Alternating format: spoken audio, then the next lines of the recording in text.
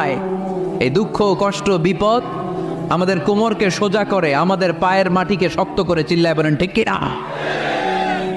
প্রতিকূল পরিবেশে কিভাবে বাঁচতে হয় এই দুঃখ কষ্ট আমাদেরকে শিখায়। এজন্য